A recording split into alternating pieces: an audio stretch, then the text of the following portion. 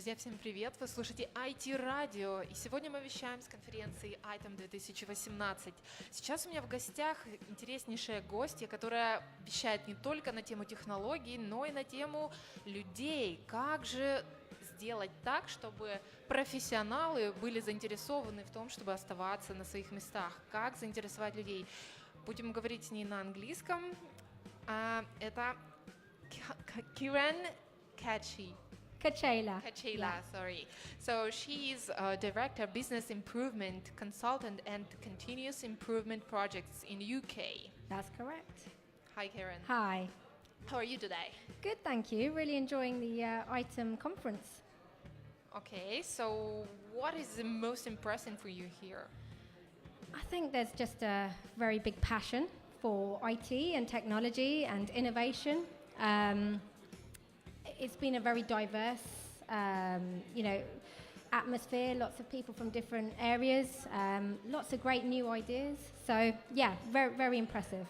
I know that you have only like 2 or 3 days here. So That's what are your correct. plans for these 2 days? We've already had a little walk around the city centre, which was beautiful. We're here at the conference today and then unfortunately travelling back tomorrow. So very short visit, but really like Ukraine so I thought far. you were planning on learning Russian or Ukrainian language. That would be very difficult, yes. Have you ever had any relations with Russian or Ukrainian companies? No, not so far actually. So today's been a great opportunity to network with people. It's just very interesting for all of us to learn about some features that you can find from outside that are in our mentality, that are good or sometimes not that good. Yeah, I mean, good. I have definitely seen, as I said earlier, the passion and the innovation. And the other thing I've seen today, actually, which we don't see that often, is people understand what problem they're trying to fix, which is fantastic. Because if you understand your problem, you then have a fantastic solution. So that's definitely a really positive aspect I've seen today. In terms of an area that I think could be improved everywhere I work, is understanding how important the people change aspect is when you're delivering a new software solution, making a process change. It's understanding the people aspect. I like the topic that you have today. So it's harnessing the creative genius with your organization. That's correct. So you created this title yourself? I did, yes, with my fantastic team as well. But yes, this is all about how do you get the best out of your people. Anyone can be a creative genius if you create the right environment. So you will share some secrets. I will. We call them secrets, really, but actually a lot of it's common sense. But sometimes organizations forget to do some of those, create that environment. So, encourage questioning. Let people ask questions. Curiosity is a fantastic thing. Don't ignore people's questions. Let people fail, because if they fail, they will continually innovate. So allow people to fail. How many times?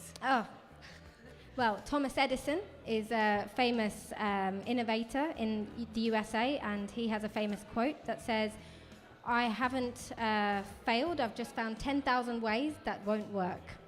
To do it another way. Yes, Okay, yes. great. But that helps continuous improvement. And talking about you, have you failed any time? Yes, absolutely. I am where I am today, and I've developed and built my business from trial and error, trying new things. Some have been successful, some haven't, and I've learned from those and just continually improving. So I know that you're in these for you have been in these for 6 years. That's correct, yeah. I've been running my business for 6 years. I've actually been in this sort of business consultancy, business improvement work for over 10 years. But for 6 years, I've been running my own business. So what were the challenges on the way to who you are now? Yeah, I think some of the key challenges have been not knowing how to run a business. No one ever teaches you this at school. So you just learn as you go. Managing people, very difficult thing because everybody's very different. But again, I'm learning different skills, different leadership skills, things that work, things that don't. So just learning. It's always difficult to have a deal with people. While programming, you just have some formula and you just copy and paste this formula all the time. While working with people, what is essential? Yeah, it's. I mean, I would say actually one of the key struggles we've had is trying to show how different we are from other organisations. I guess there are lots of consultancies out there, but it's trying to articulate that what we don't do is use the same methodology on every project. Every project is different. Every person is different. Change is intrinsic.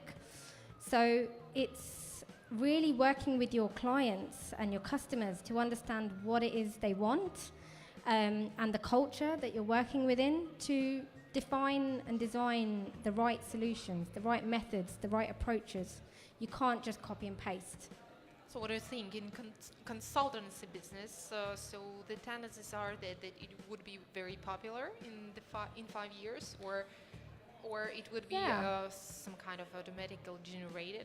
I think it will be very popular, and the reason I say that is because we're moving away from an environment now where companies feel that they need employees for everything, and we're moving to a more agile environment where people can be flexible and it's more output driven. So yes, bring in a consultancy to come and help support something. But one of the things that we do as a consultancy is actually help embed skills within their own organization. So we don't want to just come in and do something and walk away and then it all doesn't work. We want to help actually embed the right skills within their teams. It's about developing people. How much time does it take to embed the skills within the team? It can take some time. We actually deliver a 2-day training course, but then what we do afterwards is actually just provide some coaching, whether that's remotely or in person. But it takes a bit of time, but we really learn by doing.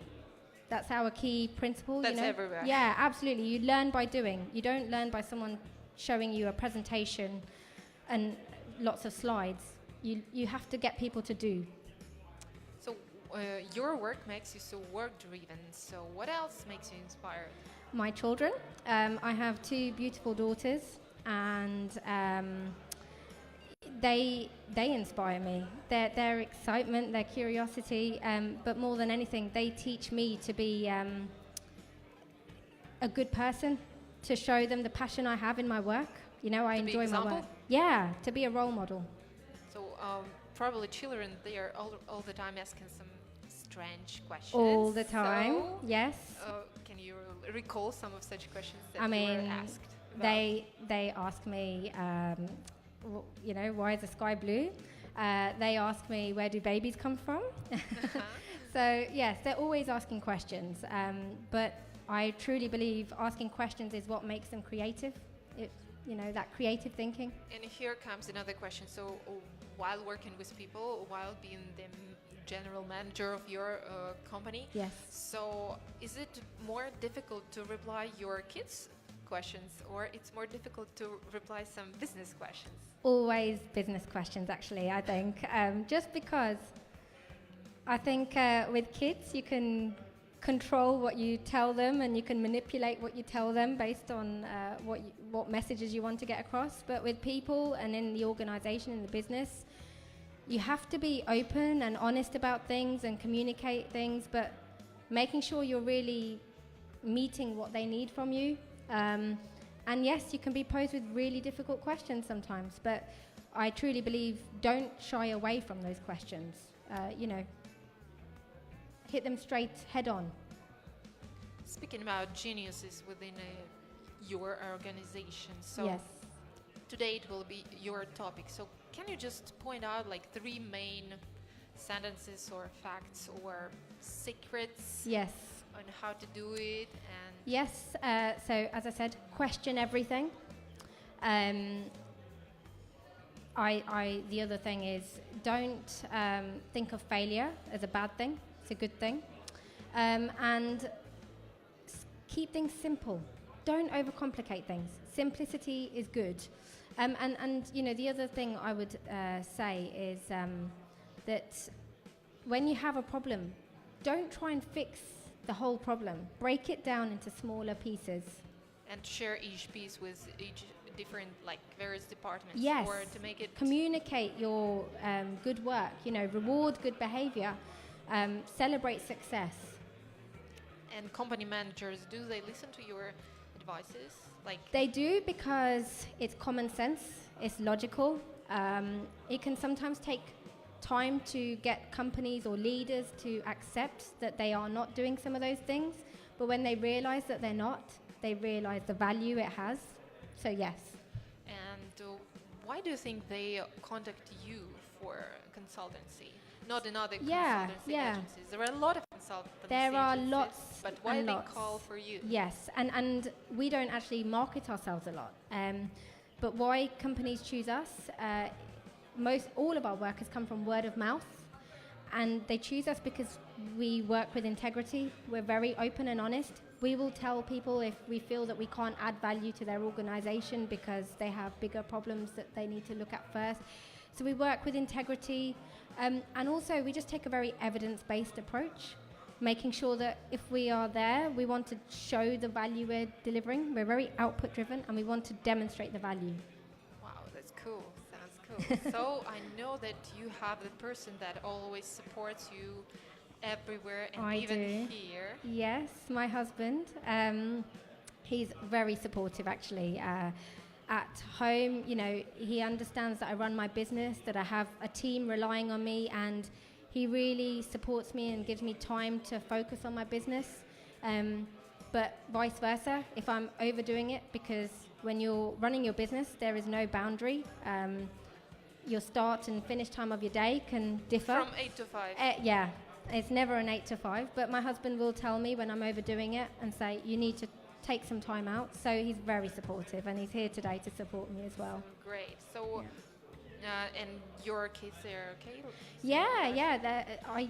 I don't tend to do a lot of sort of business trips, but when I do, my kids are great. They're with their grandma and granddad today, and actually they're so excited. I spoke to them this morning, and they were asking me, can you send us some photos and good luck for your speech? So yes, Great. Very excited. They are also very supportive, Very like their supportive. father. Yes.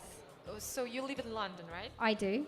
And maybe you can advise us some places where to go for relaxing or for seeing something interesting in London. Yeah, I'd say the most... and you have to make notes. Yes. So I'd say the most interesting place to go is probably Camden, in the heart of London. Camden is very unique. You will walk around and see the most strangest things around you, and very diverse population of people. Some amazing food, really different food, lots of food stalls. So one of my favorite places for quirkiness is Camden. Okay, what else? Where do you usually go for a weekend with kids? For a weekend with kids, I really like Windsor, just to go on the boats, actually. It's just a lovely picturesque area to go for a ride. And also, if you're venturing out of London but staying in the UK, we love going for a day trip to Bath. And you see the Roman bath, lots of buildings made of old Bath stone, beautiful river to take a ride on, lovely food places, cobbled streets, really beautiful heard about place. It it's lovely. So it's about hour to 2 hour drive from London, but very nice. So I also know that you're a big traveler.